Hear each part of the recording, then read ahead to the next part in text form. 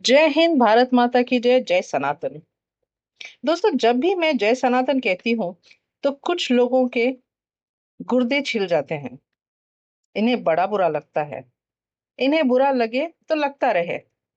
मैं तो जय सनातन ताउम्र कहती रहूंगी और सनातन का परचम लहराती रहूंगी और लोगों से ये रिक्वेस्ट करती रहूंगी कि सच्चाई को देखें और इस कट्टरपंथी मजहब से बाहर निकलकर सनातन के उजाले में आए।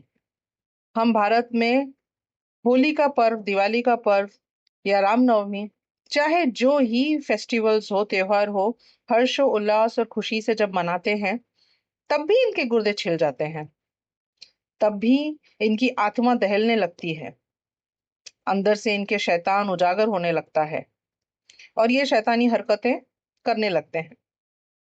हाल ही में होली का पर्व हुआ था जिसमें सारा देश रंगों में डूबा हुआ था। लेकिन देश के बीचों बीच, देश का दिल कहे जाने वाले दिल्ली में, उत्तम नगर की ये वारदात है। होली के दिन एक 11 साल की बच्ची अपने परिवार के साथ होली खेल रही थी और होली खेलते वक्त उसके हाथ से एक गुब्बारा फिसल कर नीचे गिरा और नीचे गिरा तो एक मुल्ली पर गिरा। वो मुल्ली उस गुब्बारे के पानी को झेल नहीं पाई, मानो उसके ऊपर तेजाब गिर गया हो। इतनी झल्लाई, इतनी बौखलाई कि लड़ने लगी। घर वालों ने जाकर उससे माफी मांगी। उस बच्ची के परिवार वालों ने बाकायदा जाकर उससे माफी मांगी। लगा कि मामला सुलझ गया है। लेकिन देखते ही देखते आधे पौने घंटे के अंदर 40-50 पीसफुल कम्युनिटी के मुल्ले उस घर की ओर बढ़ने लगे। ये सारी वारदात से अनजान तरुण, जो कि इस बच्ची का कजन कहा जा रहा है, कहीं से लौट रहा था तो उसने देखा कि उसकी घर की ओर ये कट्टरपंथियों की भीड़ बढ़ती जा रही है। डर के मारे तरुण के होश उड़ गए। उसने दौड़कर अपने घर की कड़ी बाहर से लगा दी, अपने घर का दरवाजा बाहर से बंद किया ताकि ये लोग अंदर ना जा सके। अंदर महिलाएं और बच्चे थे, उनके ऊपर कोई अटैक ना कर सके। ऐसा सुनने में आया है कि इन कट्टरपंथियों ने उस पर अंधाधुंध हमला किया, चारों तरफ से उसको पीटने लगे।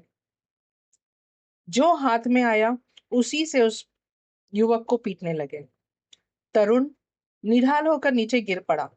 उसके शरीर से खून बह रहा था। उसकी माँ रोती रही, भिलकती रही कि मेरे बच्चे को छोड़ दो, मेरे लाल को छोड़ दो। लेकिन इन कट्टरपंथियों में से एक का भी दिल नहीं पसीजा। बड़ी ही बेरहमी से वो उसे पीटते रहे और पीटते रहे। अड़ोस पड़ोस वालों ने पुलिस को बुलाया। पुलिस ने तरुण को हॉस्पिटल पहुंचाया और जब तक हॉस्पिटल पहुंचा तरुण, तो उसकी जान जा चुकी थी। इन लोगों ने उसको जिस तरह से पीटा था, उसका बचना नामुमकिन था। सीली से इसके सर पर मारा गया था। जरा सोचिए, इसको जो पीटा गया था, ये पूरे इरादे के साथ पीटा गया था कि इसे खत्म करना है। जिस तरह से इतना बड़ा हुजूम आया और हर जगह से, हर तरह से इस लड़के पर अटैक किया जिसका नाम तरुण है, इनका मकसद साफ था कि इन्हें खून खराबा करना है। और ये भी उस इलाके में हुआ जहां पर हिंदू बहुसंख्यक हैं। और हमारे हिंदू प्यारे भाई बहन, जिनके बारे में मैं क्या ही कहूं, ये अपने हिंदू भाई बहन बेटी की रक्षा नहीं कर सकते। जहां पर ये तादाद में ज्यादा है, वहां पर ये अपने ही भाई बहन बेटी बेटे की रक्षा नहीं कर सकते। तो फिर हम एक्स मुस्लिम्स कैसे इनसे उम्मीद करें कि ये हमारी रक्षा करेंगे? मैं जानती हूं कि मेरी ये बात सुनकर बहुत से लोगों को कड़वी लगेगी, लेकिन ये कड़वी जरूर है पर सच्चाई है। इस सच्चाई को हम झुटला नहीं सकते। जब ऐसा कोई वाकया होता है, ऐसी कोई वारदात होती है, तो बचाने के लिए कोई नहीं आता है। तो मैं तो हमारे एक्स मुस्लिम भाई बहनों से एक्स मुस्लिम बहनें तो ज्यादातर कोई रही नहीं सोशल मीडिया पर। धीरे धीरे धीरे धीरे एक्स मुस्लिम महिलाएं कम होती गई हैं सोशल मीडिया पर, क्योंकि इन्हें तरह तरह से डराया गया, धमकाया गया, कॉर्नर किया गया, प्रेशराइज किया गया, जिसकी वजह से इन्हें अपने कदम पीछे लेने पड़े, जिस तरह से मेरे साथ भी किया गया था। लेकिन मैंने डिसाइड किया है कि थोड़ा थोड़ा ही सही, पर मैं अपने चैनल पर जरूर काम करूंगी। डर के साये में जिए तो क्या जिए, हिम्मत से आगे बढ़ना है। लोग तो कुछ ना कुछ कहेंगे, पीछे खींचने की कोशिश करेंगे, गिराने की कोशिश करेंगे, मारने की कोशिश करेंगे, पर अपनी जंग लड़ते रहना ही समझदारी है। और यही सनातन सिखाता है कि सही रास्ते पर चाहे जितने ही रोड़े आए, हमें आगे बढ़ते जाना है। हमें अपनी लड़ाई जारी रखनी है, जितना हो सके लोगों को जागरूक करते रहना है। और मैं अपने हिंदू भाई बहनों से भी एक हाथ जोड़कर रिक्वेस्ट करूंगी कि कम से कम अपने आसपास के लोगों की तो रक्षा करें। आपस में आप लोग खुद तो सेफ महसूस करें कि हम हिंदू एक साथ रह रहे हैं। अगर कोई आपत्ति आती है तो हम एक दूसरे का साथ देंगे, सपोर्ट करेंगे, ना कि चुपचाप खड़े रहकर तमाशा देखेंगे। अगर आप लोग एक दूसरे की सहायता नहीं करेंगे तो हम जैसे लोग जो इस्लाम को छोड़कर निकल कर बाहर आए हैं, अपनी जान हमने इतनी बड़ी खतरे में डाली है, हमें कैसे हिम्मत मिलेगी? हम कैसे सोचेंगे कि आप लोग हमारी रक्षा कर पाएंगे? क्योंकि हमें भी तो जीना है, हमें भी तो अपने बच्चे पालने हैं, हमें भी इस दुनिया में जीना है। कब तक हम डर कर, दब कर, छुप कर रहेंगे? मैं कब तक छुपती घूम सकती हूँ?